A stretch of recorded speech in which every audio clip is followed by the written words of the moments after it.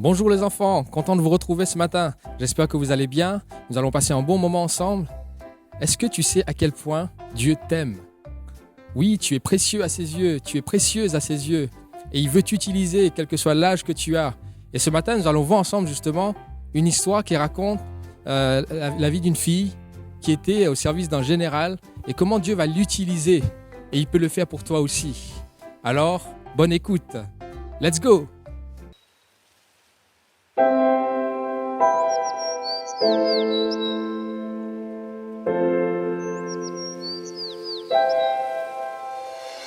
Jésus m'aime énormément. Dans la Bible, c'est écrit.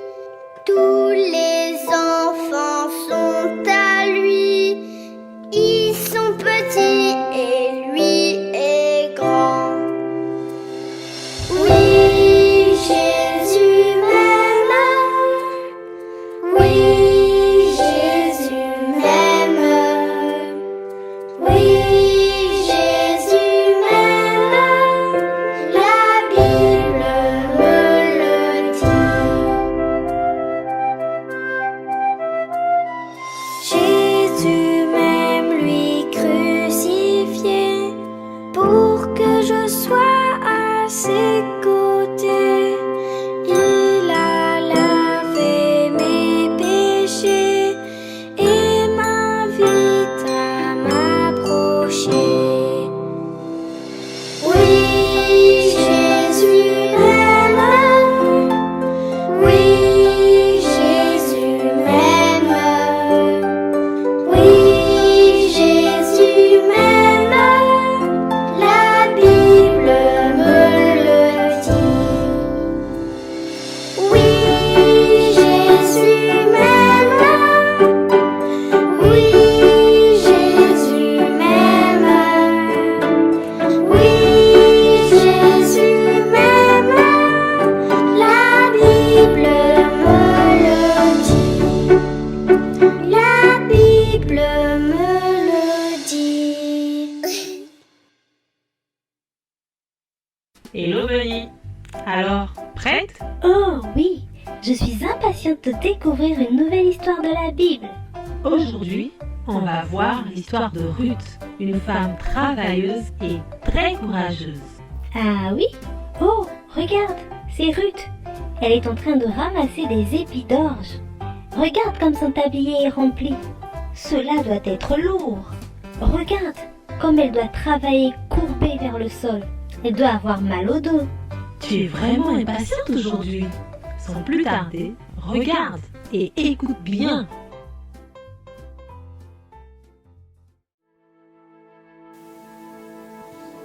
Au temps où Dieu utilisait les juges pour régner sur Israël, la famine était très répandue à travers tout le pays. Et il y avait peu de nourriture et peu d'eau à boire. Les gens étaient affamés et beaucoup de familles décidèrent de déménager pour une vie meilleure.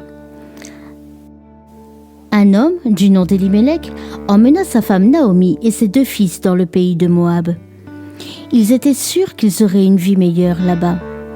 Et l'idée était de commencer un nouveau chapitre, et cela les réjouissait grandement.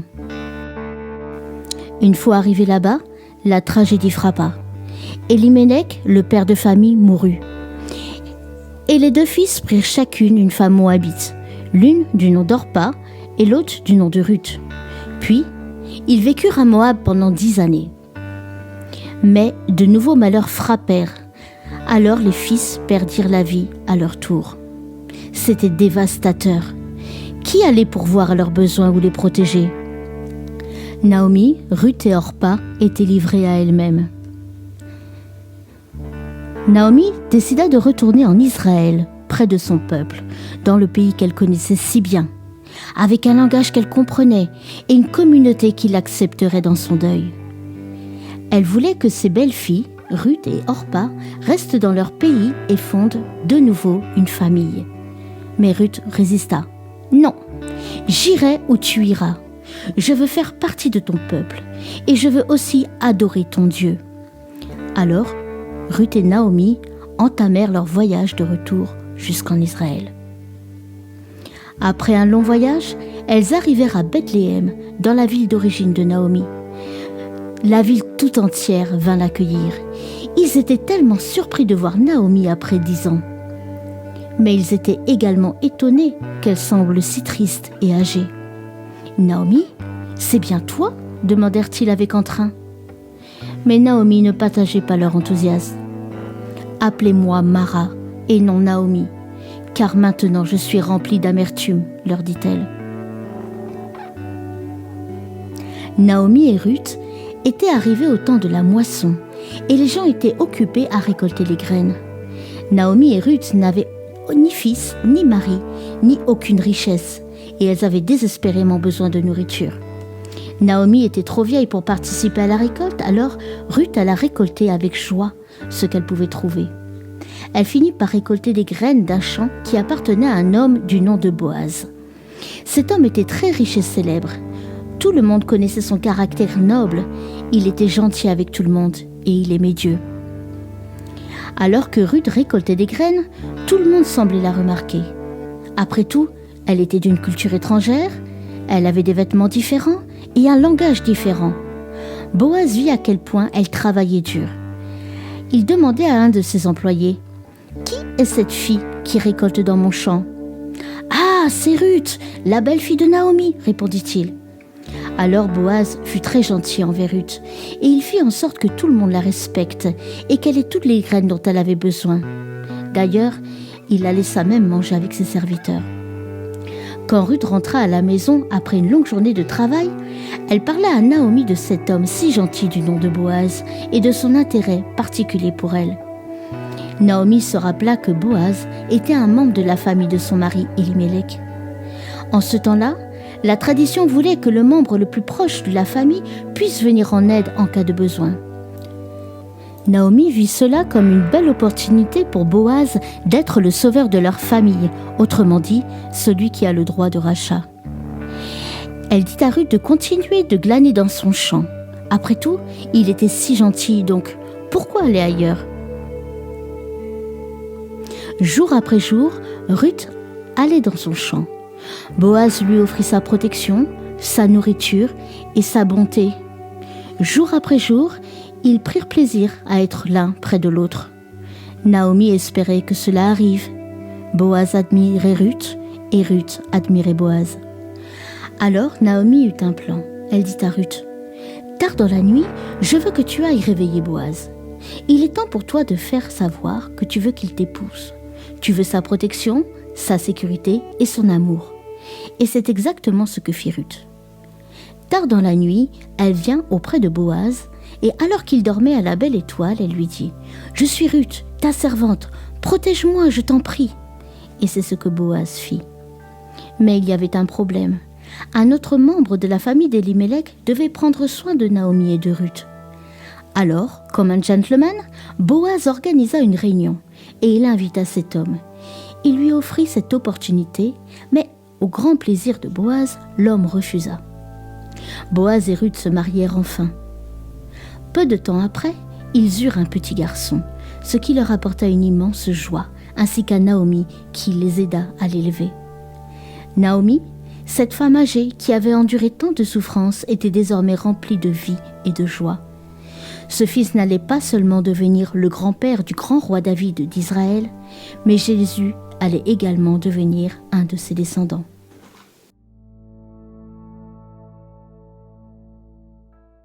Comme le soleil brille fort, Ruth doit avoir très chaud. C'est un travail très dur, très difficile, de travailler dans les champs. Et, à l'époque, c'était un travail pour les hommes. Mais Ruth est obligée de le faire, car elle n'a rien d'autre à manger que ces grains d'orge ramassés par terre dans les champs. Pourquoi Ruth n'a-t-elle pas le même travail que les autres femmes? Pourquoi n'est-elle pas dans sa maison, avec ses enfants et son mari? Ruth a eu beaucoup de malheur. Elle a eu un mari, mais ils n'ont pas eu d'enfants. Puis, son mari est mort et Ruth est restée seule. Mais Ruth est courageuse. Elle ne reste pas pleurer dans son coin. Au contraire, elle travaille autant qu'elle peut. Tous les soirs, elle rapporte à la maison ce qu'elle a ramassé, ce qui lui permet de vivre et de faire vivre sa belle-mère Naomi. Au décès de son fils, Naomi a proposé à Ruth de rester dans son pays, car elle devait rentrer en Israël. Ruth a grandi dans le pays de Moab, dans lequel on ne connaît pas le Seigneur. Mais sa belle-mère Naomi lui a parlé de son Dieu. Et pendant 10 ans, Ruth a appris à lui faire confiance. Rester à Moab signifierait pour Ruth vivre sans Dieu. Ruth aimait Dieu et elle aimait Naomi. Elle lui répondit, « Ton peuple sera mon peuple et ton Dieu sera mon Dieu. » Dieu a-t-il vu cette femme étrangère? Oui, Dieu nous connaît tous très bien. Il nous connaît chacun par notre nom. Dieu a-t-il vu dans le cœur de Ruth qu'elle lui faisait confiance? Oui, il sait ce que nous pensons, ce que nous sommes au-dedans et que les autres ne voient pas. Dieu va-t-il s'occuper d'elle? Oui, Dieu remarque ceux qui lui font confiance et il s'occupe de leurs affaires. Un peu plus tard, en Israël, Ruth ramassait des épis dans le champ d'un homme appelé Boaz. Cet homme était riche et il remarqua combien Ruth, cette étrangère, était courageuse et combien elle prenait soin de Naomi, sa belle-mère. Bientôt, une belle histoire commença. Boaz devint amoureux de Ruth et ils se marièrent. Comme Ruth était heureuse, elle n'avait plus besoin de faire ce travail pénible. Quelque temps plus tard, elle aura un bébé, un petit garçon. Comme Ruth a eu raison de faire confiance à Dieu, son choix de suivre Naomi en Israël était un acte de foi extrême, d'amour et de confiance en Dieu. Tu es travailleur ou travailleuse? Tu es courageux ou courageuse? Comme Ruth, toi aussi, tu peux choisir de faire confiance en Dieu et d'apprendre à le connaître. Souviens-toi, il est fidèle et vient toujours à notre secours quand nous l'implorons et crions à lui.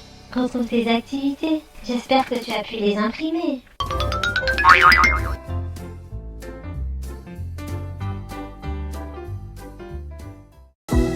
Quand la nuit tombée, l'angoisse surgit. Sans fin tu m'appelles. Comme ma foi faiblit et l'espoir tarit, tu es mon appui.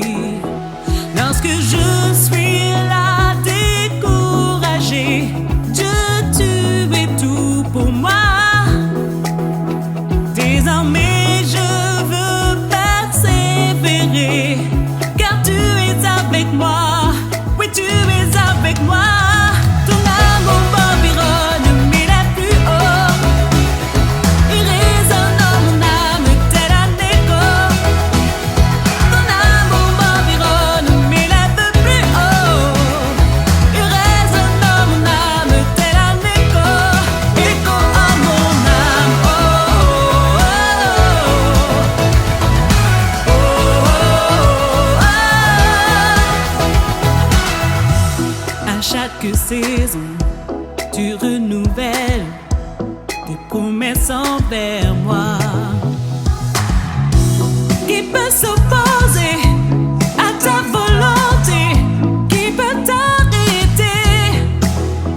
Lorsque je suis là découragé, Dieu, tu es tout pour moi.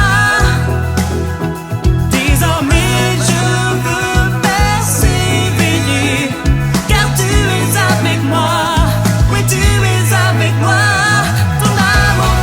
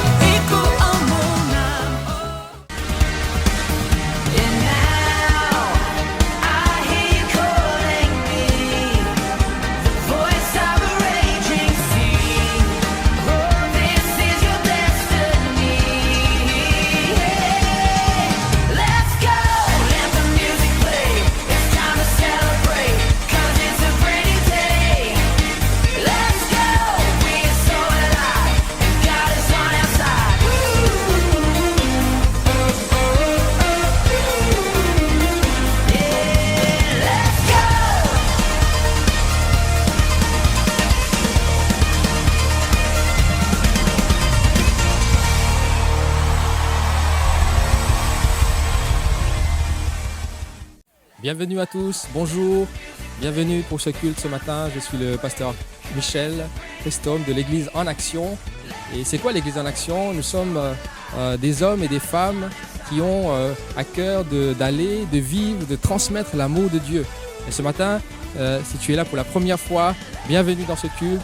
Ce qui va se passer, nous allons prendre un moment ensemble pour louer, pour adorer notre Dieu. Voilà, là où tu es, tu peux fermer les yeux, tu peux lever les mains et chanter avec nous. Et ensuite, nous aurons un temps de Sainte Seine. Et voilà, peut-être que tu as préparé les éléments pour prendre la Sainte Seine avec nous. Et puis, nous allons poursuivre avec la prédication de la parole de Dieu qui va nous être apportée par le pasteur Sosten. Voilà, bon culte à vous. Et vous pouvez liker la vidéo juste en bas, vous abonner, le partager aussi, et afin qu'un plus grand nombre soit touché par les messages. Et voilà, nous t'invitons aussi à revenir la prochaine fois. Bon culte, que Dieu te bénisse. Amen. Le Dieu d'éternité ne faillit jamais. Le Dieu d'éternité ne faillit jamais. La force est pour celui qui se confie en l'Éternel. La force est pour celui qui se confie en l'Éternel. Amen.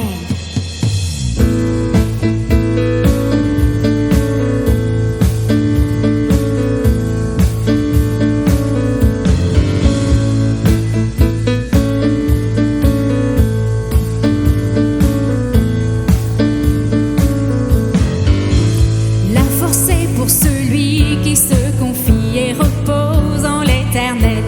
Oui, en l'Éternel.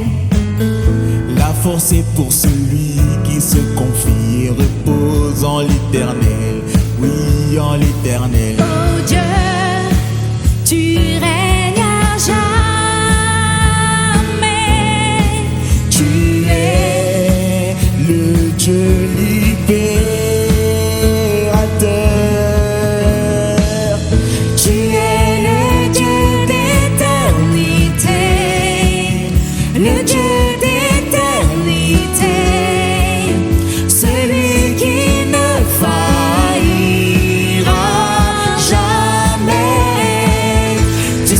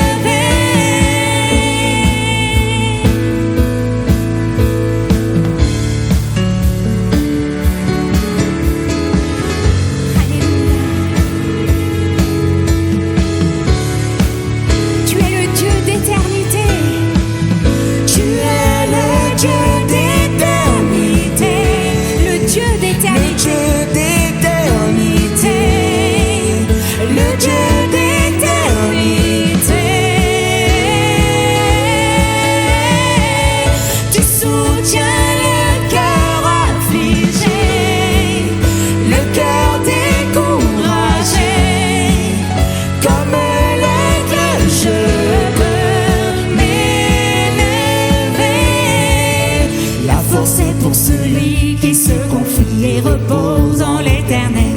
Oui, en l'Éternel. La force est pour celui qui se confie et repose en l'Éternel. Oui, en l'Éternel. Amen.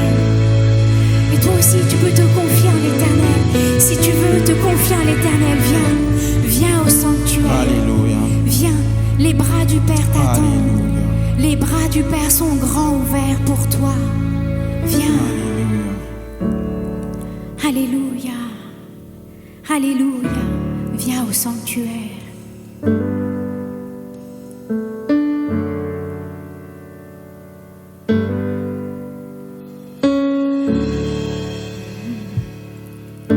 Les bras du Père sont là. Ils t'attendent. Viens te décharger. Te sens-tu brisé dans ton cœur, submergé par le poids des erreurs? Jésus t'appelle. Te sens-tu brisé dans ton cœur, assoiffé et si loin de la source? Jésus t'appelle. Viens au sanctuaire, les bras du Père sont grands ouverts. Le pardon est venu par le sang précieux de Jésus.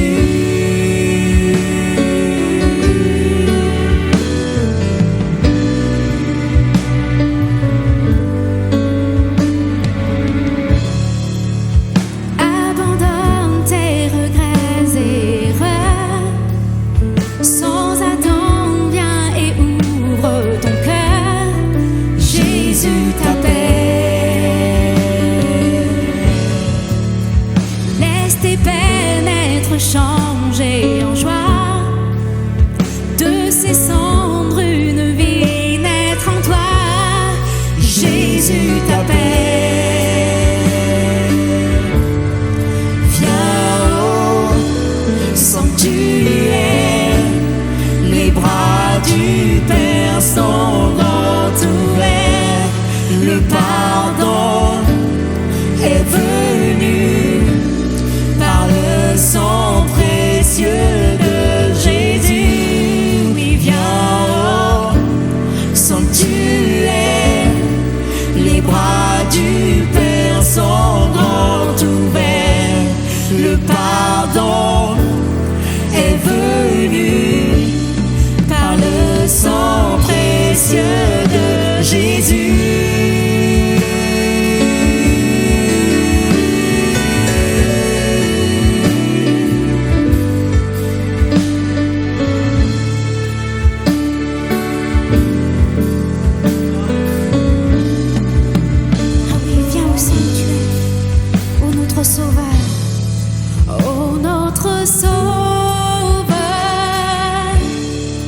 N'est-il pas merveilleux? Chante Alléluia, Christ est vivant. Venons à ses pieds, à lui la majesté. Chante Alléluia, Christ est vivant. Oh, notre Sauveur, n'est-il pas merveilleux? Chante Alléluia, Christ est vivant. Venons à ses pieds, à lui la majesté. Chante Alléluia, Christ est vivant.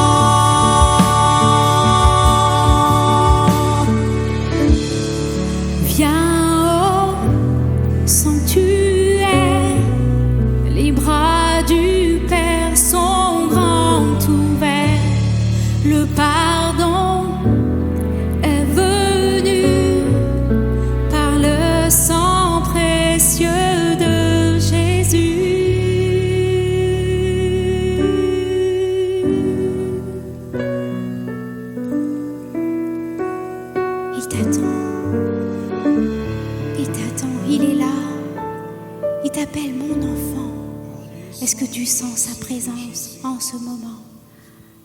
Il est là, le Seigneur est là.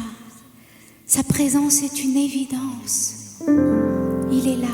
Ta présence, Père. Il t'appelle. Merci pour ta présence au milieu. Il veut que tu viennes à lui. Il veut que tu te Révèle-toi décharges davantage à sur nous, lui. Père. Révèle-toi davantage à nous. Alléluia. Ton Dieu est là. Ton Dieu est présent.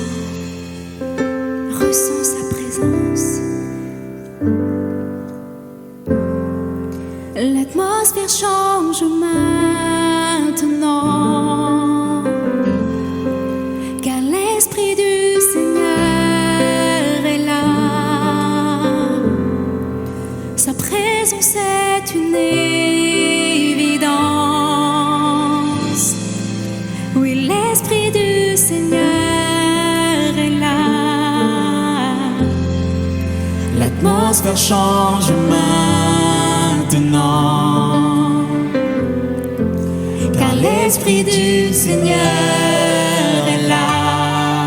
Sa présence est une évidence. sa présence est une évidence. Oui, l'Esprit du Seigneur, il est là. Oui, l'Esprit du passe par les Seigneur Le Seigneur est là. coule à flot. Coule à flot dans ce lieu. Mets en nous ton amour. Ton amour nous inonde. Nous sommes venus pour toi, pour vivre ton amour. Ton amour nous inonde.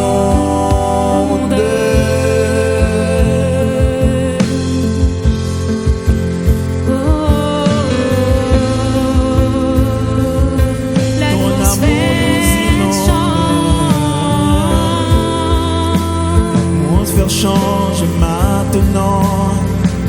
L'atmosphère change. L'atmosphère change. L'atmosphère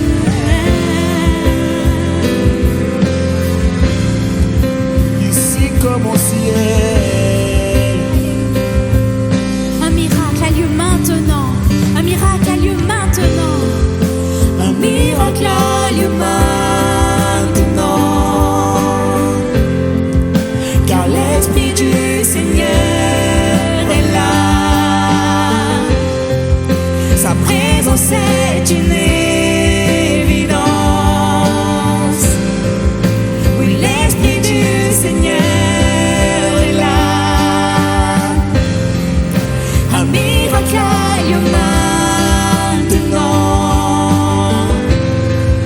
car l'Esprit du Seigneur est là. Sa présence est une évidence. Oui, l'Esprit du Seigneur est là.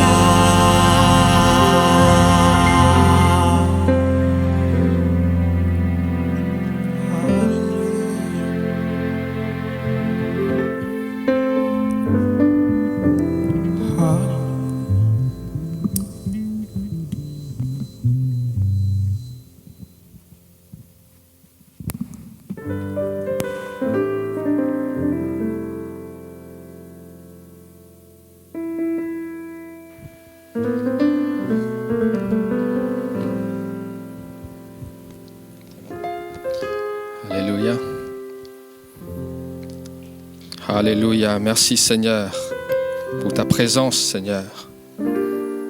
Je vous invite encore ce matin de là où vous êtes, peut-être jusqu'ici, tu regardais simplement l'écran ou tu écoutais simplement. Je t'invite maintenant, là où tu es, à fermer les yeux et à entrer vraiment dans la présence de Dieu. Parce que tu peux le louer, l'adorer avec tes propres mots, avec ton propre cœur. Et ce matin, ensemble, nous allons nous approcher de notre Dieu.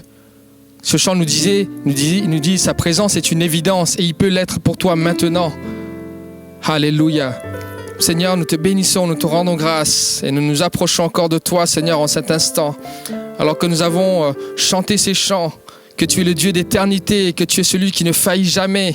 Oui, Seigneur, que tu nous invites à entrer dans ton sanctuaire et que ta présence est une évidence pour nous et qu'il peut se passer quelque chose maintenant, Seigneur, là où nous sommes. Parce que nous croyons, Seigneur, que tu es là, là où 2 ou 3 s'assemblent en ton nom, tu es là, Seigneur. Peut-être que nous ne sommes pas nombreux là chez nous, mais tu es là, Seigneur, mon Dieu. Quiconque crie vers toi, quiconque élève sa voix, quiconque ouvre son cœur. Oui, Seigneur, tu dis que celui qui s'approche de toi, tu t'approches aussi de lui. Alors, Seigneur, ce matin, nous te louons, nous t'adorons pour qui tu es, pour tout ce que tu es, Seigneur. Oui, Seigneur, nous avons tant de raisons, Seigneur, de te louer, tant de raisons de te dire merci. Oui, Seigneur, tant de raisons de t'adorer, Seigneur, parce que tu es le Dieu Tout-Puissant. Oui, nous nous approchons de toi, Seigneur, sans peur, sans crainte, parce que tu nous as aimés, Seigneur, et l'amour parfait bannit la crainte. Merci encore pour ta présence qui visite, qui envahisse les lieux ou tous ceux qui regardent, qui sont là. Oui, Seigneur, qui suivent ce moment avec nous, Seigneur, que vraiment ta présence les touche, que ton amour les environne, que ton amour, Seigneur, les saisisse maintenant et que tu fasses, Seigneur, quelque chose dans leur vie maintenant, Seigneur. Alléluia, parce que tu n'es pas un Dieu lointain, tu n'es pas un Dieu de la fiction, mais tu es un Dieu vivant, un Dieu présent et que tu peux toucher nos cœurs. Nous te louons, nous t'adorons. Alléluia, élève-toi ta voix là où tu es, élève ton cœur, même si tu ne le fais pas à haute voix, mais lève ton cœur vers ton Dieu. Oh, vers celui qui t'a créé et qui peut te visiter ce matin. Alléluia. Nous sommes en vie, nous sommes peut-être en bonne santé, nous sommes, quelle que soit la situation, mais nous pouvons dire merci à Dieu, nous pouvons le louer, lui dire merci pour tout ce qu'il est ce matin. Alléluia. Nous t'élevons, nous t'exaltons, Seigneur, parce que tu mérites la louange, tu mérites l'adoration, tu mérites, Seigneur mon Dieu, qu'on te dise merci, notre reconnaissance chaque jour. Merci pour nos bien-aimés, Seigneur. Merci parce que tu es celui qui nous a gardés de tout accident, de tout danger. Merci quand tu es celui, Seigneur, qui nous a protégés. Oui, Seigneur, tu nous as délivrés, Seigneur, de la main de l'oiseleur. Oui, Seigneur, merci de nous avoir accompagnés toute cette semaine. Et nous te disons merci, Seigneur, mon Dieu, parce que tu es un Dieu fidèle, tu es un Dieu bon, tu es un Dieu compatissant, tu es le Dieu miséricordieux. Et c'est pour cela que nous voulons chaque jour, Seigneur, te louer, te dire merci. Alléluia, que ton nom soit glorifié. Oui, Seigneur, viens siéger au milieu de la louange de ton peuple. Prends plaisir, Seigneur, mon Dieu, en nos cœurs qui montent vers toi ce matin encore, Seigneur. Oui, Seigneur, notre esprit qui monte vers toi. Alléluia. Oui, Seigneur Jésus, et que tu viennes encore, oh, sonder nos cœurs, sonder nos reins. Oui, Seigneur, mon Dieu, sonde nos pensées. Oh, ce matin, nous nous déversons devant toi, nous répandons notre âme en toute humilité, Seigneur. Toi, tu sais regarder à l'intérieur de nous. Oui, Seigneur, Seigneur, les choses peut-être qui ne vont pas. Et je te prie maintenant, Seigneur, de transformer. Oui, Seigneur, de transformer nos vies. Oui, Seigneur, de nous accorder encore ton pardon, Seigneur. Merci, Seigneur, que ton nom soit glorifié. Toute la gloire te soit rendue, Père. Dans le nom de Jésus-Christ, nous te louons, nous te prions ainsi. Alléluia, alléluia. Merci, Jésus. Merci, Saint-Esprit. Merci, Père, parce que tu nous as aimés d'un amour incommensurable, d'un amour, Seigneur, incomparable, un amour que nous ne pouvons pas comprendre, et que cet amour nous soit révélé encore en ce jour. Alléluia. Merci, Jésus. Merci, Seigneur. Ton nom soit béni, ton nom soit loué. Alléluia. Alléluia. Je vous invite à lire un passage dans les livres de Romains, alors que nous allons prendre ce temps de Sainte Seine. Vous pouvez, voilà les éléments que vous avez préparés, le pain, le vin chez vous. Et nous allons ensemble prendre ce temps de Sainte Seine. Et je vous lis dans le livre des Romains, au chapitre 5, 14, qui nous dit « Cependant, la mort a régné depuis Adam jusqu'à Moïse, même sur ceux qui n'avaient pas péché par une transgression semblable à celle d'Adam, lequel est la figure de celui qui devait venir. Mais il n'en est pas du don gratuit comme de l'offense. Car si par l'offense d'un seul, il en est beaucoup qui sont morts, à plus forte raison, la grâce de Dieu et le don de la grâce venant d'un seul homme, Jésus-Christ, ont-ils été abondamment répandus sur vous. Et il n'en est pas du don comme de ce qui est arrivé par un seul qui a péché. Car c'est après une seule offense que le jugement est devenu condamnation, tandis que le don gratuit devient justification après plusieurs offenses. Si par l'offense d'un seul, la mort a régné par lui seul, à plus forte raison, ceux qui reçoivent l'abondance de la grâce et du don de la justice régneront-ils dans la vie par Jésus-Christ lui seul. Ainsi donc, comme par une seule offense, la condamnation a atteint tous les hommes, de même, par un seul acte de justice, la justification qui donne la vie s'étend à tous les hommes. Amen. Ce passage nous rappelle que par un seul homme, par un seul péché, par le péché d'Adam, toute l'humanité était condamnée, toute l'humanité était vouée à la destruction. Toute l'humanité était déchue avec le péché qui est entré dans le monde, qui a souillé nos cœurs. Ce qui fait qu'aujourd'hui, on voit encore tous les dégâts que l'homme peut faire, la méchanceté, l'injustice. Mais nous avons cette parole qui nous dit et qui nous rassure et qui nous rappelle cela. Par l'offense d'un seul, le péché et la condamnation est entré dans le monde, mais par l'acte d'un seul, Jésus-Christ, qui a pris nos péchés à la croix, par lui, la justice et la vie éternelle est accessible à nouveau. Et nous qui avons accepté Jésus-Christ, nous vivons non plus sous cette condamnation, mais avec la vie éternelle. En lui, il n'y a plus de condamnation. Nous sommes justifiés en Christ. Alléluia. Et nous allons prendre le pain et le vin qui représentent le sacrifice de Jésus-Christ à la croix, justement, pour qu'on soit libre du péché, libre de la méchanceté, libre de la haine. Alléluia. Nous allons ensemble.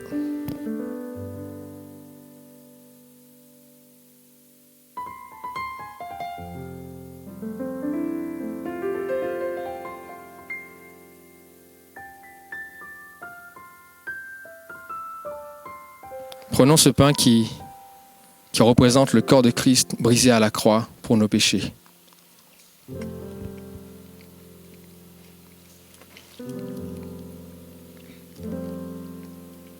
Nous allons ensuite prendre le vin, le fruit de la vigne, qui représente le sang de Christ qui a coulé pour nous, par lequel nous avons été sauvés, lequel a été le prix pour nos péchés, afin que nous puissions avoir la vie éternelle.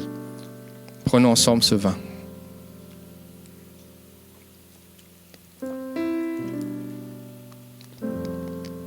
Il dit « Faites ceci en mémoire de moi, jusqu'à ce que je revienne. » Seigneur, nous te bénissons, nous te rendons grâce. Merci pour ton œuvre à la croix. Merci Seigneur de ce qu'un jour, tu as tellement aimé le monde, tu as tant aimé le monde, tu m'as tant aimé, tu as tant aimé mes frères et sœurs, mes bien-aimés. Oui, Seigneur, que tu as donné ton Fils unique, afin que quiconque croit en lui ne périsse pas, mais qu'il ait la vie éternelle. Et ce matin, nous te rendons grâce pour cela. Et nous avons pris ces symboles, oui, Seigneur, pour nous rappeler à quel prix nous avons été rachetés.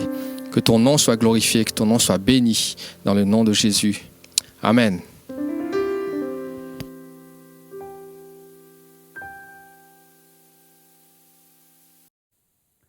Je vous invite à ouvrir avec moi la parole de Dieu dans le livre des Romains au chapitre 12, versets 1 et 2. Romains chapitre 12, versets 1 et 2. Je lis donc. Je vous exhorte donc, frères, par les compassions de Dieu, à offrir vos corps comme un sacrifice vivant, saint, agréable à Dieu, ce qui sera de votre part un culte raisonnable.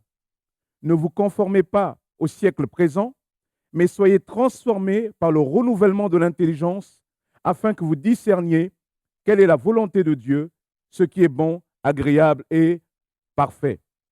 Je vous invite à prier avec moi. Seigneur, nous te bénissons, Père éternel, pour ta parole. Nous te prions vraiment de nous conduire, de m'aider à bien la porter à cette communauté. Tu purifies mon cœur, mes pensées, tu les rends vraiment, tu les assujettis à ton Esprit Saint, afin que ton nom seul, Jésus, soit glorifié ce matin. Amen. Nous poursuivons notre série sur le thème intitulé « Lorsque Dieu parle ». Nous avions vu que Dieu parle encore aujourd'hui. Beaucoup d'hommes et de femmes ont expérimenté la relation avec lui. Job 33 nous dit que Dieu parle tantôt d'une manière, tantôt d'une autre, et l'on n'y prend pas garde. C'est-à-dire que Dieu parle plus qu'on ne le croit. Mais malheureusement, il y a des murs de séparation qui se dressent entre nous et Dieu. Ces murs sont le péché et notre incrédulité. Mais gloire à Dieu, Jésus-Christ est venu mourir à la croix, il est ressuscité afin que ces murs de séparation soient brisés. J'avais vu avec vous qu'il existe, qu'on peut identifier dans la Bible, au moins 7 moyens principaux que Dieu a de nous parler. Nous avions commencé par les rêves, les songes et les visions, même si tous les rêves, les songes et les visions ne viennent pas forcément de Dieu. Nous avions ensuite poursuivi par la parole de Dieu en s'arrêtant sur ce verset de Timothée. Toute écriture est inspirée de Dieu et utile pour enseigner, pour convaincre, pour corriger, pour instruire dans la justice, afin que l'homme de Dieu soit accompli et propre à toute œuvre bonne. Avec cette parole, nous avons pu voir 7 principes d'interprétation. Ces principes d'interprétation, qu'on appelle aussi l'herméneutique, reposent sur un préalable.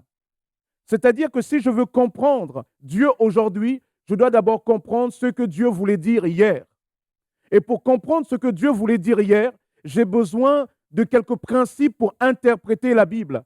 Car il existe une distance entre moi et cette Bible. Une distance dans le temps, une distance dans la géographie, une distance linguistique, une distance culturelle, etc., etc.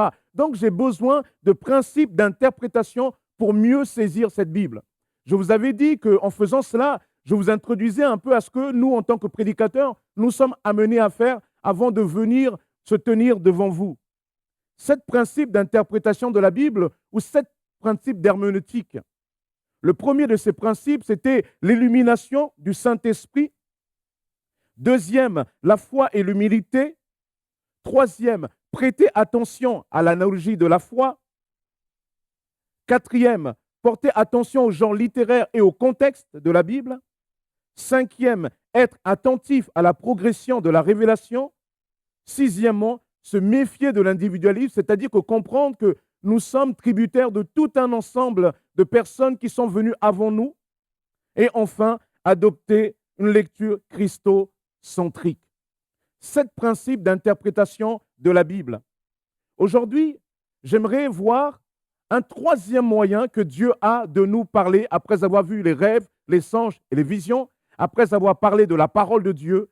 3e principe ici, il n'y a pas spécialement un ordre, c'est un 3e principe simplement qu'il faut noter, c'est le renouvellement de l'intelligence. Paul dit, verset 12 de Romains, verset 2, chapitre 12 de Romains, verset 2, « Ne vous conformez pas au siècle présent, mais soyez transformés par le renouvellement de l'intelligence, afin que vous discerniez quelle est la volonté de Dieu, ce qui est bon, agréable et parfait. » Si nous voulons comprendre quelle est la volonté de Dieu, c'est-à-dire ce qui est bon, agréable et parfait, autrement dit, si nous voulons comprendre et entendre Dieu nous parler pour nos propres vies, nous avons besoin que notre intelligence soit complètement transformée. Qu'est-ce que l'intelligence? Tout d'abord, quelques définitions.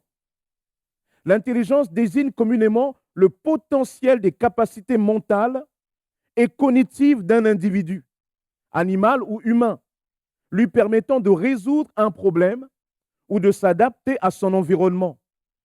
Elle se résume souvent au cerveau. On peut la subdiviser en différentes composantes. On parle alors d'intelligence pratique, d'intelligence collective, d'intelligence émotionnelle ou des affaires, par exemple. Par extension, elle a été adaptée aux machines. On parle alors d'intelligence artificielle. Voyez? Dieu nous dit, nous devons être transformés par le renouvellement de l'intelligence afin que nous discernions quelle est la volonté de Dieu.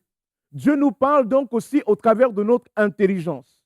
C'est-à-dire que Dieu nous parle au travers de notre réflexion. Oui, tout dans la Bible, tout avec Dieu, tout dans le rapport à Dieu n'est pas simplement révélation instantanée, mais la révélation de Dieu en nous est aussi un processus initié par Dieu en nous, par son esprit. Réfléchir est donc important. Ça, c'est curieux qu'on puisse dire ça à des chrétiens, que réfléchir est important. C'est vrai que souvent, nous croyons trop de chrétiens qui ont un côté un peu trop illuminé. Tout chez eux n'est que Dieu m'a dit par des révélations, etc.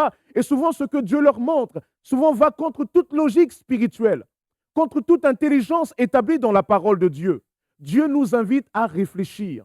Dieu nous invite à prendre acte que nous ne sommes pas simplement des personnes qui sont amenées à recevoir de manière instantanée une révélation, mais Dieu veut aussi que cette révélation de sa personne en nous soit aussi un processus. Réfléchir est donc important. Notre intellect est sollicité. Nous sommes donc invités à méditer cette parole. Nous sommes invités à réfléchir autour de la parole de Dieu. D'ailleurs, la Bible nous dit que nous devons aimer Dieu de tout notre être. Jésus le rappelle dans Marc chapitre 12, verset 29. Jésus répondit, « Voici le premier des commandements. Écoute Israël, le Seigneur notre Dieu, le Seigneur est un. Et le deuxième, tu aimeras le Seigneur ton Dieu de tout ton cœur, de toute ton âme, de toute ta pensée et de toute ta force. » Vous entendez?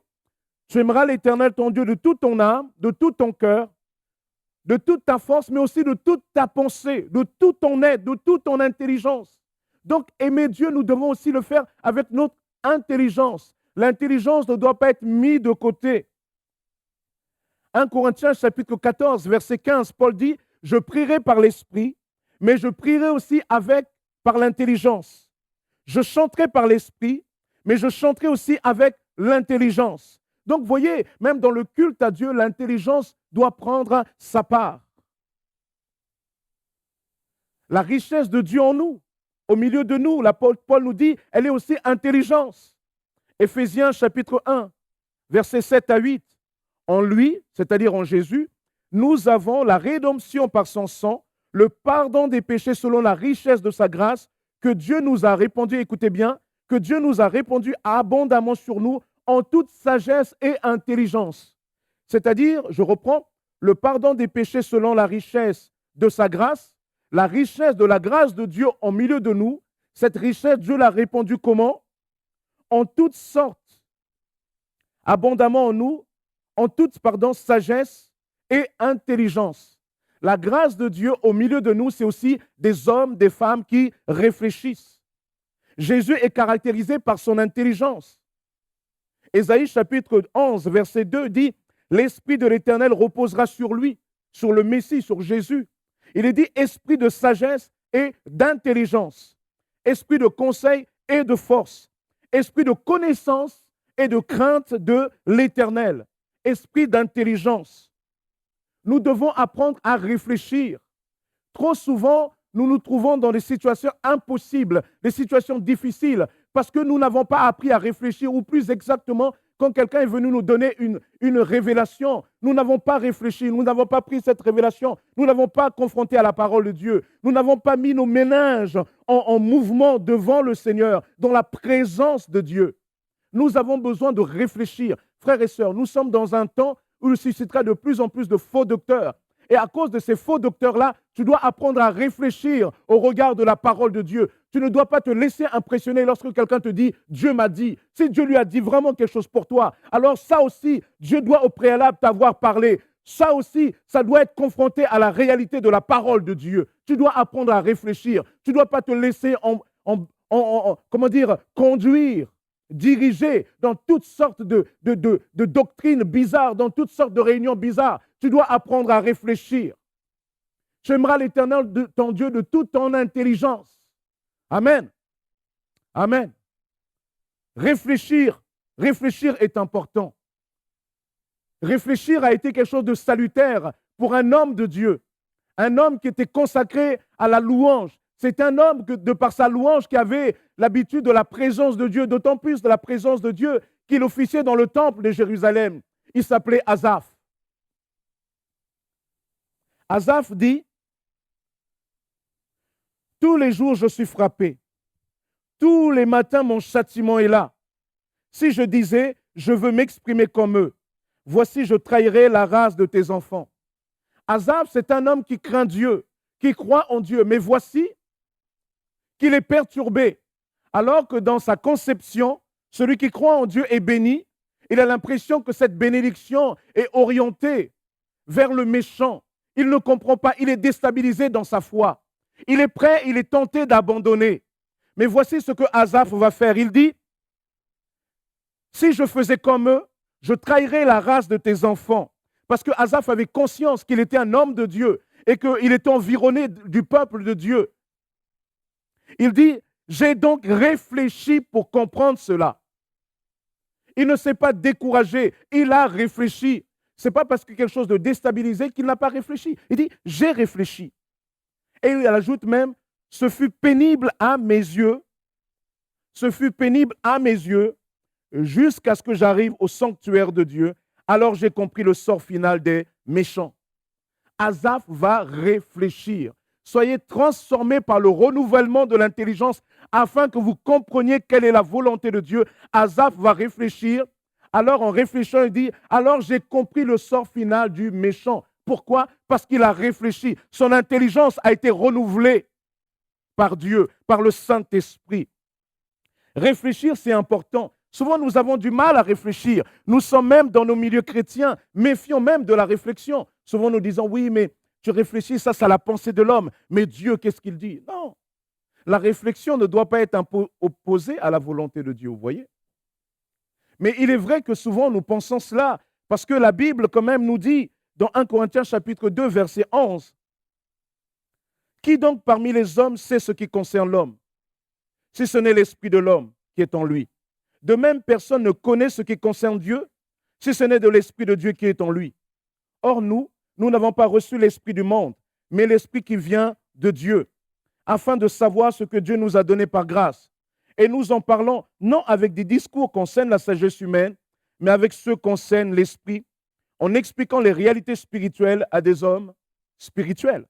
Mais l'homme naturel ne reçoit pas les choses de l'esprit, car elles sont une folie pour lui. Il ne peut les connaître parce que c'est spirituellement qu'on en juge. » Asaph nous dit, c'est vrai qu'ici, l'homme tout seul, l'homme sans l'action de l'Esprit de Dieu en lui, c'est pour ça qu'il dit, soyez transformés par le renouvellement de l'intelligence. L'homme sans l'action de Dieu en lui ne peut pas comprendre les choses de Dieu. Il ne peut pas comprendre les choses de l'Esprit.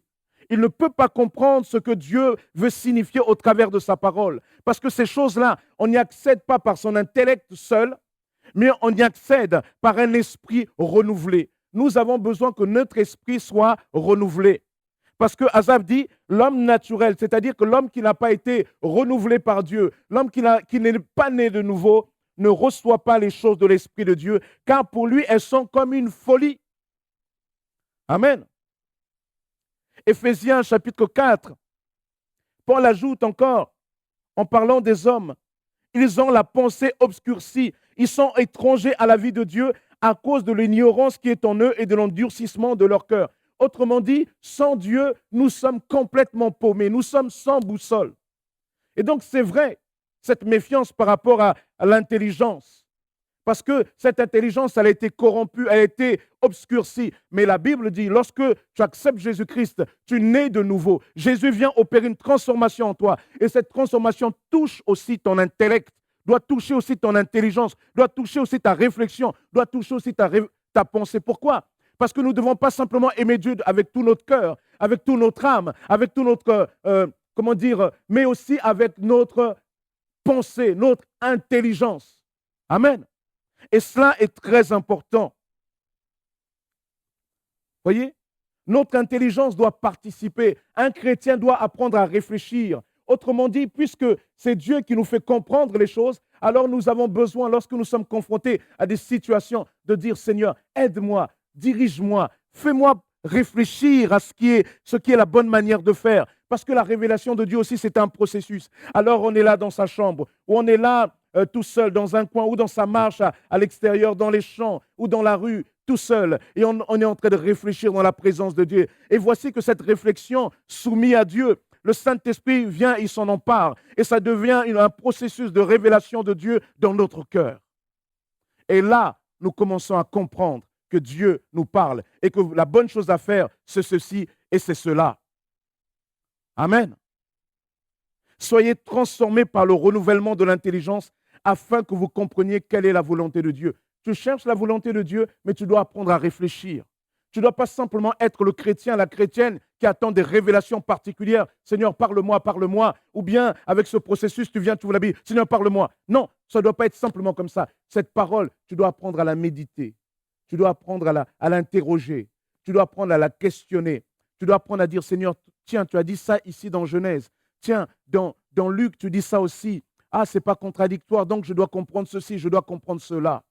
Lorsque quelqu'un vient t'apporter une révélation, tu dois soumettre cette révélation à la lumière de la parole de Dieu. Tu dois apprendre à réfléchir. Parce que frères et sœurs, nous sommes dans le temps des moutons. Nous sommes dans le temps des moutons où de plus en plus, le diable va venir se transformer en faux berger. Et il va commencer à dire des paroles. Et souvent, des chrétiens comme des moutons vont suivre toutes sortes de doctrines à droite et à gauche. Mais le chrétien doit apprendre à réfléchir. Si tu veux sortir de l'ère des moutons pour être une brebis réellement éclairée de Christ, tu dois apprendre à réfléchir au contact de la parole de Dieu. Notre intelligence est là renouvelée avec Dieu. Jésus dira, si un homme ne naît pas de nouveau, il ne peut pas comprendre, il ne peut pas voir le royaume de Dieu.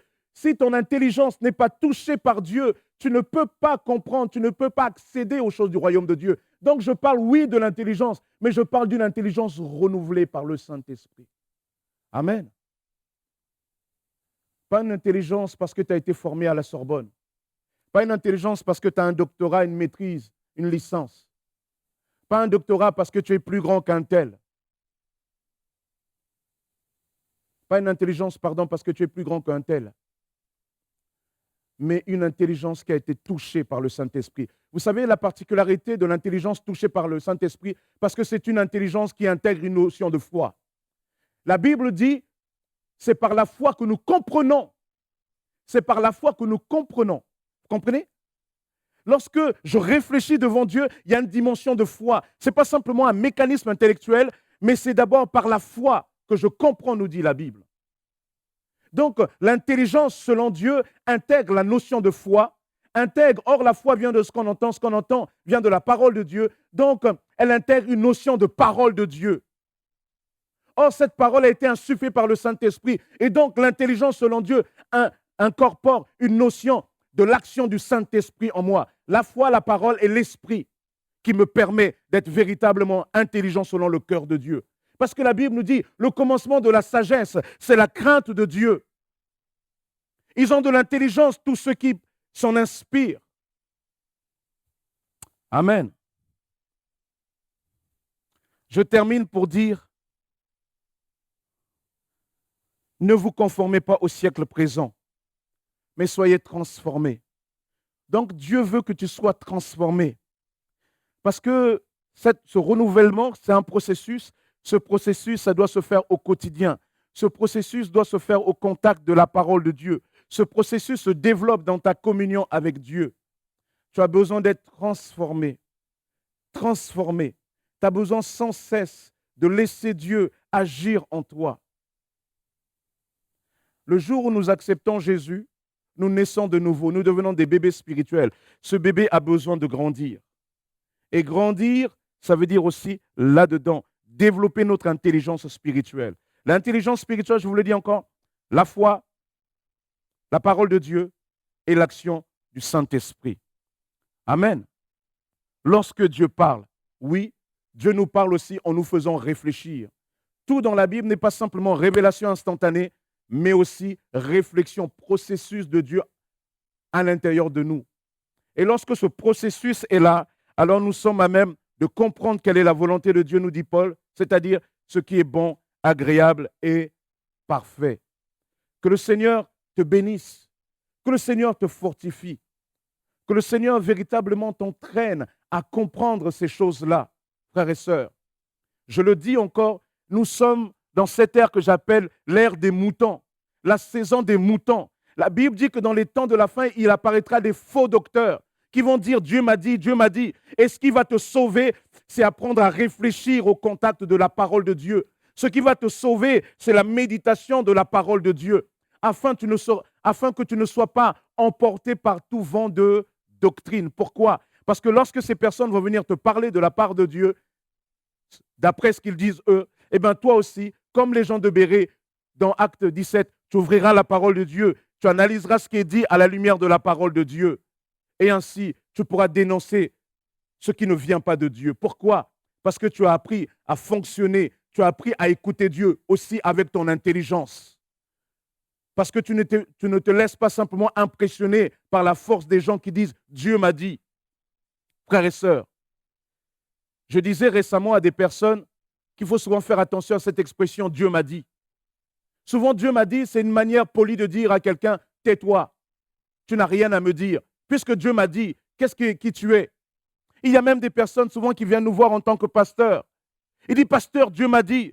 Ils sont en train de dire en gros, pasteur, toi tu n'y connais rien, toi tu n'y peux rien, c'est Dieu qui m'a dit, qui es-tu pour arrêter Dieu? Laissez-moi vous dire, on aura l'occasion d'aborder ça. Dieu parle à la fois aussi au travers des ministères, mais Dieu parle en tout cas aujourd'hui au travers de sa parole que nous devons méditer. Faites attention que les gens ne viennent pas vous faire taire avec les simples phrases, Dieu m'a dit. Si Dieu lui a réellement dit les choses qui te concernent, alors Dieu, normalement, doit au préalable avoir pu te former, t'informer là-dessus. Sois intelligent, mon frère, ma sœur. Réfléchis, et cela est très important. Je vous invite à prier avec moi. Seigneur, nous te bénissons, Père éternel, pour ta parole. Nous te bénissons, Seigneur, pour ce temps que tu nous permets d'avoir ensemble. Ce temps où nous pouvons voir que tu es un Dieu qui nous parle au travers aussi de l'intelligence. Que comprendre ta volonté, c'est aussi un processus interne, une action de l'Esprit en nous. Seigneur, aide-nous à ne pas céder à cette saison des moutons où des faux docteurs apparaîtront ici et là. Mais aide-nous, Père éternel, à être des hommes et des femmes qui réfléchissent au regard de ton Esprit Saint, en contact avec ta parole et, Seigneur, surtout en s'approchant de toi par la foi. À toi, Jésus, l'honneur, la gloire et la puissance au siècle des siècles. Et nous disons ensemble, Amen. Amen. Que Dieu vous bénisse, que Dieu vous fortifie. Restez connectés en Jésus.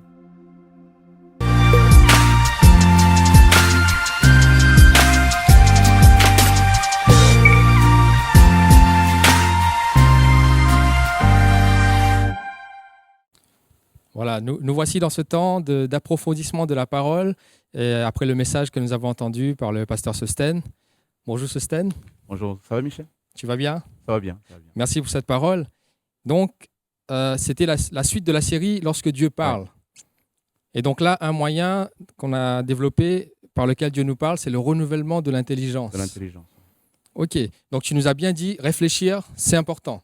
Oui, oui. Donc ça m'a interpellé, réfléchir, c'est important.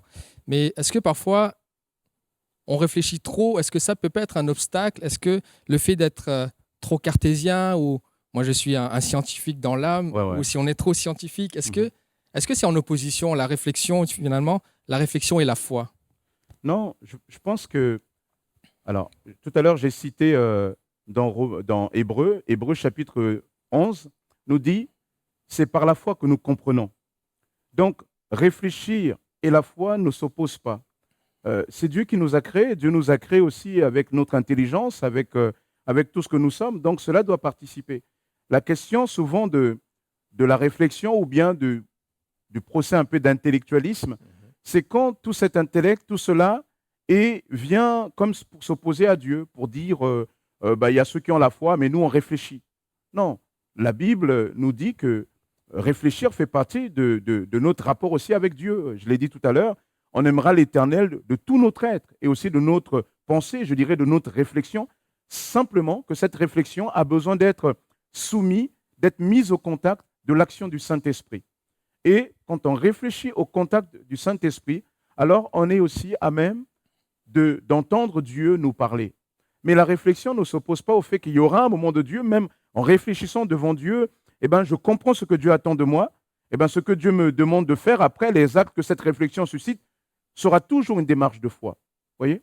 Donc, je réfléchis par la foi avec mon intelligence, parce que je rentre en contact avec Dieu. J'ai dit par la foi, la parole de Dieu et l'action de l'Esprit. Je réfléchis avec la foi, mais aussi, c'est par la foi, une fois que cette réflexion est là, que je discerne la volonté de Dieu, mais c'est par la foi aussi que j'agis. Cela ne s'oppose jamais. D'accord. Un chrétien mature, c'est un chrétien qui réfléchit aussi, mais sauf qu'il réfléchit au contact de l'Esprit et dans la présence de Dieu. D'accord. Donc, il ne faut pas que ce soit une réflexion en l'air qui finalement peut amener l'orgueil.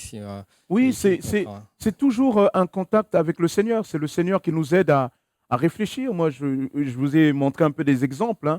Dans plusieurs endroits, il y a dans la Bible, comme avec Asaph, il ne comprend pas ce qui se passe autour de lui et il pourrait prier. Et Dieu pourrait lui dire, Asaph, voici ce que c'est. Il dit, ça a été difficile, j'ai failli lâcher Dieu parce que je ne comprenais pas. Alors qu'est-ce que j'ai fait? J'ai réfléchi. Il dit même que réfléchir a été pénible à ses yeux. C'est drôle d'ailleurs comme expression. Ça a été pénible à ses yeux et jusqu'à ce qu'il arrive dans la maison de Dieu, il comprend. C'est intéressant, il réfléchit et il y a un processus qui l'amène à intégrer la maison de Dieu, la réflexion avec Dieu, et il dit, et alors là, je comprends.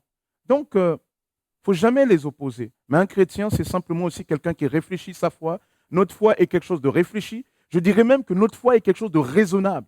La Bible enseigne qu'il est raisonnable de croire. C'est celui qui s'approche de Dieu doit croire qu'il existe. C'est raisonnable de croire. Oui, merci. Merci pour cette réponse. Et on a aussi parlé de plusieurs types d'intelligence. Ouais. Et voilà, les psychologues, tout ça, ils disent qu'il y a plusieurs types, 8 formes d'intelligence verbale, logique, musicale, corporelle. Et tout à l'heure, toi, tu as mentionné une autre que je n'ai pas trouvée dans cette liste, l'intelligence spirituelle. Oui. Le Saint-Esprit s'en mêle. Qu'est-ce qui se passe? Alors, j'ai pris un peu l'exemple de définition qu'on a. On parle effectivement d'intelligence, je l'ai dit ici, là, pratique, collective, émotionnelle, ou des affaires. On parle même d'intelligence artificielle. Bon, c'est sûr que dans le dictionnaire classique, on ne va pas vous parler d'intelligence spirituelle. Mais en fait, quand on parle simplement d'intelligence spirituelle, c'est pour dire que si nous voulons véritablement laisser Dieu nous parler, nous avons besoin que le Saint-Esprit agisse en nous. L'intelligence spirituelle, je pourrais aussi le dire que c'est une réflexion qui intègre des notions que l'homme sans Dieu ne peut pas intégrer naturellement. Quelles sont ces notions? D'abord, je l'ai dit, la foi, c'est la parole de Dieu, c'est-à-dire intégrer une dimension de choses, intégrer tout simplement Dieu dans la réflexion et aussi, évidemment, l'action du Saint-Esprit. Donc, l'intelligence spirituelle, c'est intégrer ces notions-là parce que quand nous réfléchissons, quand notre intelligence se met en mouvement, cette intelligence, il fonctionne à partir de plusieurs types de paramètres. Voyez? Si on parle des intelligences des affaires, alors la personne va intégrer tout un ensemble de notions qu'il a appris dans le cadre des affaires, etc., etc. Mais quand on parle d'intelligence spirituelle, on est en train de dire simplement que dans notre réflexion, on va laisser aussi, on va intégrer un nouveau paramètre, un paramètre par exemple qui va dire que si par ma simple intelligence, je ne peux pas aboutir à telle chose, mais Dieu va m'aider, lui, à le faire. Donc, vous voyez, c'est cette intelligence-là, cette intelligence qui intègre Dieu. Et du coup, en intégrant Dieu, qui va dire, par exemple, cette solution, elle passera par la confiance en Dieu, à la foi. Donc, ce n'est pas forcément la solution passera par un processus intellectuel, mais dans ma réflexion de mon intellect soumis à Dieu, je comprends que il me faut une dose de foi. Donc, voilà, l'intelligence Amen. spirituelle, c'est intégrer la notion de Dieu. Et je Amen. pense qu'en tant que chrétien, on a besoin de plus en plus, souvent, d'intégrer Dieu. Il ne faut pas simplement réfléchir avec des paramètres qu'il y a autour de toi, mais réfléchir dans la présence de Dieu. En disant, Seigneur, il y a telle et telle chose naturellement, je ne pourrais pas comprendre ceci, cela, mais tu es là, il y a ta parole qui me dit ça, hop, hop, hop, hop, et voilà, je vais aboutir à la solution parce que j'intègre de nouveaux paramètres. Amen. Amen. Et une dernière question. Et dans le passage que nous avons lu, Romains 12, 2, Ouais. il nous est dit transformé par le renouvellement de l'intelligence. Finalement, être renouvelé dans son intelligence, ça nous transforme. Ouais. Si j'ai bien compris, ça nous transforme entièrement. Oui. Et pour ceux qui sont en train de regarder, peut-être qui se demandent, mais comment j'arrive à cela? Comment être renouvelé dans mon intelligence? Et qu'est-ce que tu peux leur répondre? Que dois-je faire concrètement pour expérimenter ce renouvellement dans l'intelligence? Le renouvellement dans transformé. l'intelligence, tout à l'heure, je citais des passages notamment de 1 Corinthiens 2, 11, Éphésiens 4, 17, qui nous dit quoi? Que l'homme sans Dieu est comme dans une intelligence obscurcie. Oui. Et on parle aussi même de l'homme naturel. D'ailleurs, entre parenthèses, quand je parlais tout à l'heure d'intelligence spirituelle, j'évoquais aussi l'homme spirituel. L'homme spirituel fonctionne avec une intelligence spirituelle. L'homme sans Dieu, c'est l'homme naturel, l'homme qui n'a pas été régénéré dans son être intérieur. On parle souvent d'un mot, on utilise l'expression souvent l'homme animal, l'homme qui travaille avec son propre instinct. Il n'y a pas de rapport avec Dieu. Et cette personne-là, parce qu'elle a du mal à intégrer les choses comme Dieu l'intègre, ça commence d'abord, l'intelligence spirituelle commence d'abord par une transformation de Dieu de notre cœur. Nous avons besoin d'abord d'accepter Jésus-Christ comme notre Seigneur et notre Sauveur. Quand j'accepte Jésus-Christ comme mon Seigneur et mon Sauveur, alors le Saint-Esprit de Dieu, parce que dans notre salut, il y a 3 personnes qui agissent. Le Père qui nous a tellement aimés, qui est l'initiateur de salut, il envoie Jésus, qui est le moyen du salut, et Jésus, quand il meurt, il ressuscite, il envoie le Saint-Esprit, qui est celui qui est l'applicateur du salut. Donc quand j'accepte Jésus, le Saint-Esprit vient en moi, il vient appliquer le salut de Jésus en moi. Ce salut, ça consistait en quoi? Sans Dieu, j'étais quelqu'un livré à moi-même. Le Saint-Esprit vient transformer mon intelligence, vient transformer mon être. Et cet être-là, commence à rentrer au contact avec Dieu au travers de sa parole et par l'action du Saint-Esprit et par la foi. Donc, j'ai besoin d'abord d'accepter Jésus comme mon Seigneur et mon Sauveur.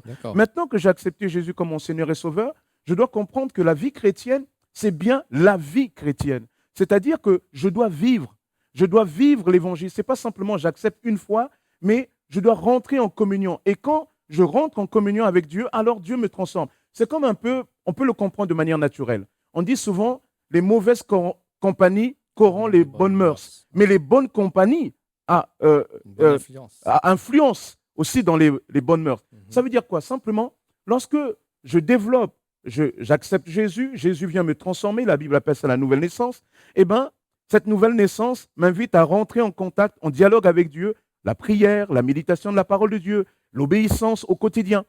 Tout ce processus-là fait que, Dieu, il vient, je rentre en contact avec lui et au contact de Dieu, Dieu m'influence.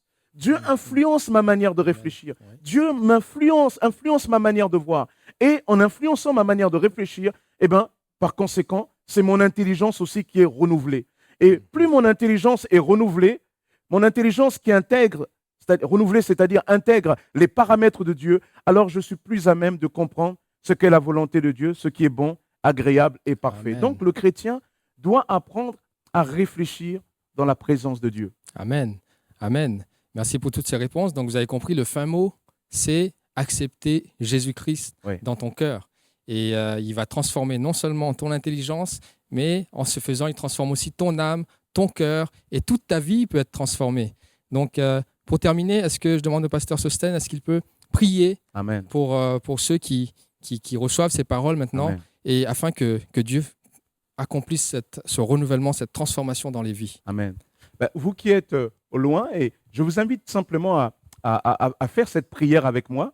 Vous pouvez le répéter avec moi là où vous êtes et dire simplement, Seigneur Jésus, j'ai entendu ta parole.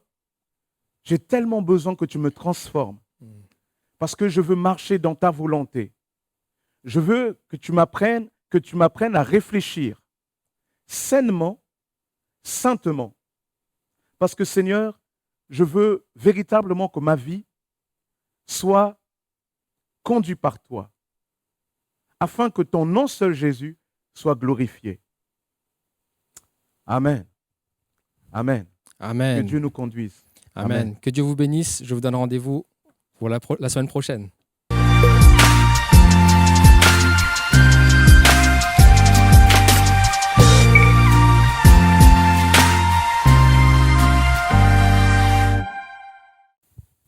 Voilà, merci au pasteur Sosten pour ce message. J'espère que ce message vous a fait du bien et que vous avez passé un bon moment avec nous pendant ce culte. Je vous rappelle que vous pouvez vous abonner à la chaîne, liker la vidéo et même partager la vidéo autour de vous. Et enfin, je vous donne rendez-vous dans la semaine. On a des réunions hebdomadaires le mardi soir pour l'étude biblique. Vous pouvez être avec nous aussi le mercredi matin à 7h30 et le vendredi à 7h30 pour un temps de prière, de louange, d'exhortation de la parole de Dieu. Voilà, et je vous souhaite une bonne semaine. Prenez soin de vous, que Dieu vous bénisse.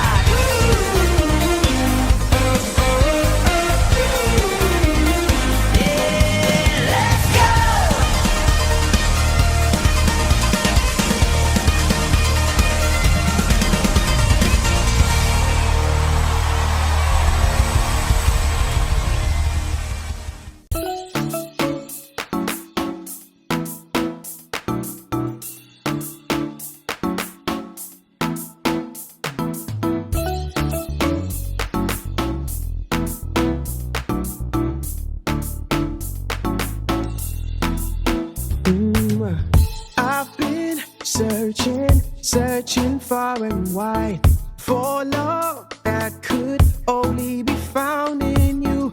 Perfect always is your unfailing love. It's all in you, my Jesus.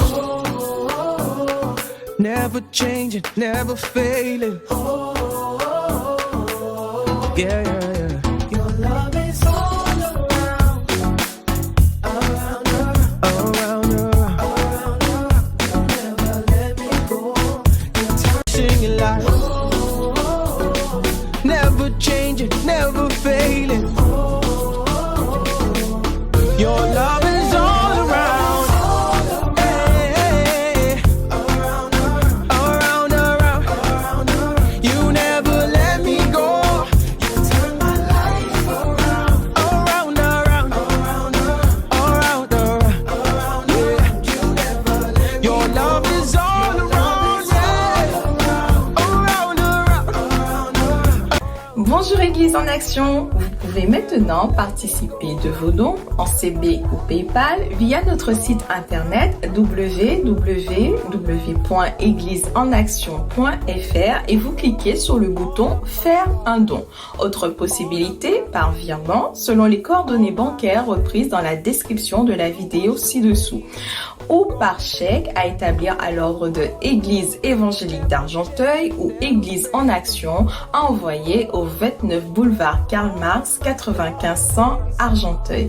Veuillez bien nous préciser votre adresse en ligne ou par courrier pour nous permettre d'établir votre reçu fiscal. Nous vous remercions pour votre générosité, pour votre fidélité qui sont particulièrement nécessaires durant cette période difficile que traverse notre pays. Aussi, Église en Action continue. Que Dieu vous bénisse.